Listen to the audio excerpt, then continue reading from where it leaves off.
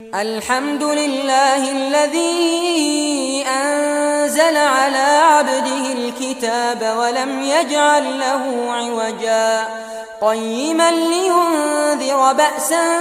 شديدا من لدنه ويبشر المؤمنين الذين يعملون الصالحات أن لهم أجرا حسنا ماكثين فيه أبدا وينذر الذين قالوا اتخذ الله ولدا ما لهم به من علم ولا لآبائهم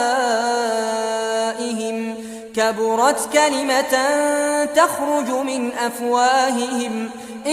يقولون إلا كذبا فلعلك باخع نفسك على آثارهم إن لم يؤمنوا بها